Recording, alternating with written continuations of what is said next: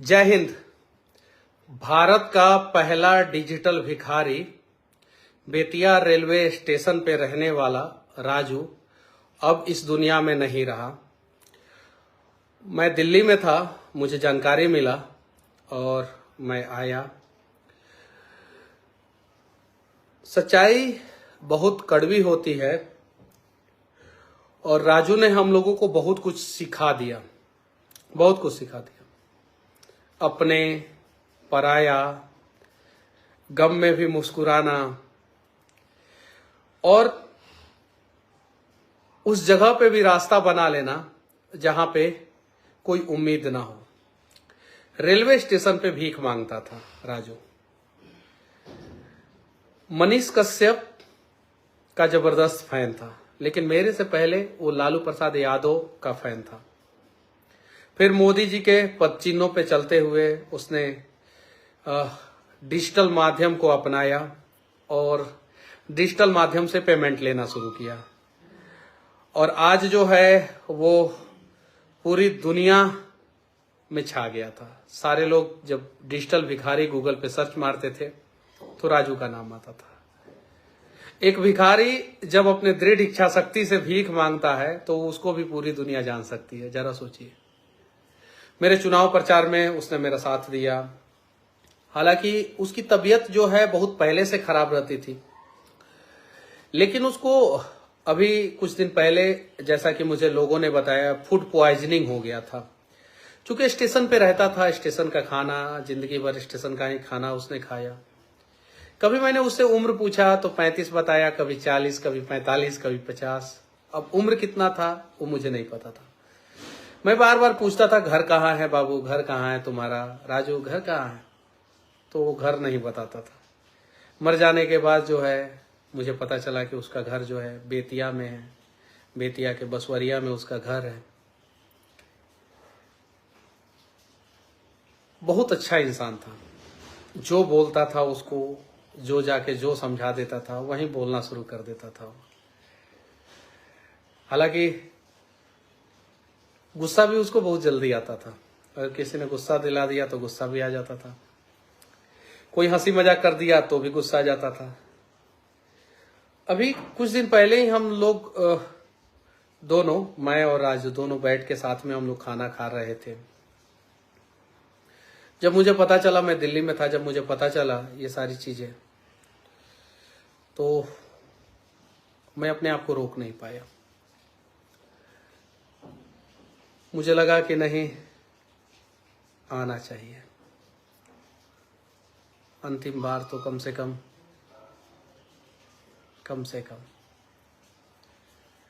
देखिए, मैं नहीं जानता हूं, मैं एक पार्टी का नेता होके नहीं सोच रहा हूं, मैं एक इंसान होके सोच रहा हूं। मैंने कहा था ना, मैं बदलूंगा नहीं आप लोगों से। मैं एक इंसान होके सोच रहा हूं कि हम लोगों ने अनेकों चौक चौराहों पे अनेकों नेताओं की मूर्तियों को लगाया है, अनेकों महापुरुषों के मूर्तियों को लगाया है, अनेकों खिलाड़ियों के मूर्तियों को लगाया है। जीवन में शिक्षा देने वाले अनेकों कवियों, गायकों का मूर्ति लगाया है, अनेकों सेलिब्रिटी का मूर्ति लगाया है। एक मूर्ति जो है राजू का स्टेशन पे लगना चाहिए, या स्टेशन चौक पे, कहीं भी, इन दोनों में से कहीं भी लगना चाहिए। और चुनाव बाद मैं लगवाऊंगा जरूर, 100%। क्योंकि एक भिखारी, भीख मांगने वाला व्यक्ति जो है दुनिया को कैसे संदेश देता है। और जब मर गया ना, अस्पताल से जब उसका बॉडी जब घर पे जा रहा था, तभी भी उसका चेहरा लग रहा था कि अब राजू सोया हुआ है, जगेगा और हम लोगों से फिर बात करेगा, भैया भैया भैया करेगा। ये चीज है। हालांकि मेरे से जितना हो पाया उतना मैंने मदद किया। हम लोग क्या मदद कर पाएंगे। और देखिए, भगवान का भी लीला देखिए, तबीयत उसका खराब रहता था। भगवान ने सोचा कि ये राजू को किसी भी प्रकार का कष्ट नहीं होना चाहिए, इसीलिए जल्दी बुला लिया, जल्दी बुला लिया। अब मातम मनाए या खुशी, या उसके जीवन से कुछ सीखने का प्रयास करें, समझ में नहीं आ रहा है। बस मैं बहुत सारी चीजों पे मैं बोल नहीं सकता हूं, अफसोस तो है, दुख भी है। अभी कम से कम 40-50 साल उसका उम्र बचा हुआ था, 30 साल तो आप लोग भी मान सकते हैं।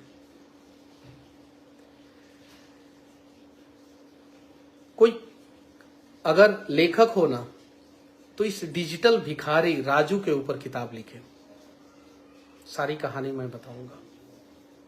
पूरे दुनिया के युवाओं को इससे सीखने को मिलेगा, पूरे दुनिया के युवाओं को।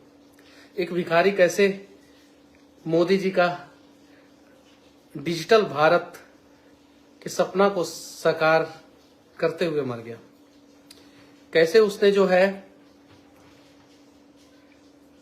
उस चीज को अपना लिया जिस चीज के बारे में कोई भिखारी उस समय तक सोच भी नहीं सकता था। कुछ लोगों ने स्टेशन पे उसका टैबलेट, जो टैब होता है, उसको फोड़ दिया था। स्टेशन पे कुछ शरारती तत्व उसे तंग किया करते थे। इस पे तो फिल्म बनना चाहिए, डिजिटल भिखारी राजू पे। जब अगर इस पे फिल्म भी बन जाए ना तो शायद इस देश का उस समय तक का सबसे बड़ा हिट फिल्म होगा। जब मुझे पता चला,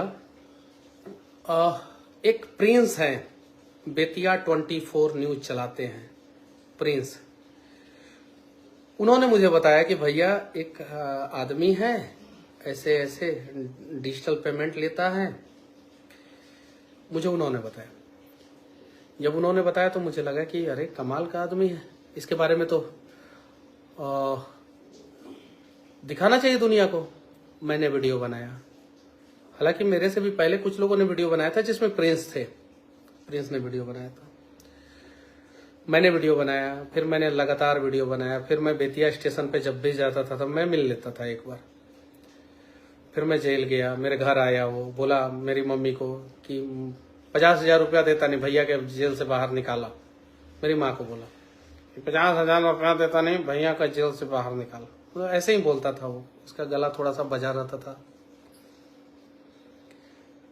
उसके बाद से चुनाव में भी बोला था वो कि भैया हम चुनाव में पैसा देंगे आपको। नॉमिनेशन के बाद मैंने बोला था कि तुमसे लूंगा पैसा। उसके बाद से फिर बस शायद से उसके हाथों की लकीरों में इतने ही दिन का जीवन लिखा था, इसलिए वो हम सभी को छोड़ के चला गया। बेतिया के दोनों, कांग्रेस और बीजेपी, दोनों नेताओं से विनती करना चाहता हूं, मैं अलग हटके बात कर रहा हूं।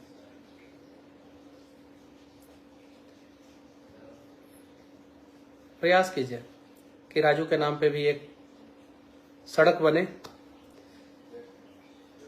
डिजिटल भिखारी राजू मार्ग। जैसे मोहनदास करमचंद गांधी मार्ग होता है ना, वैसे ही डिजिटल भिखारी राजू मार्ग। कि जीवन के किसी भी विषम परिस्थिति में हमें घबराना नहीं चाहिए और नए नए आइडिया से हम लोग अपने जीवन को बदल सकते हैं। उसने नया आइडिया अपनाया डिजिटल पेमेंट लेने का। और एक मूर्ति तो, एक चौराहा, एक रोड, एक मूर्ति तो लगना चाहिए उसके लिए।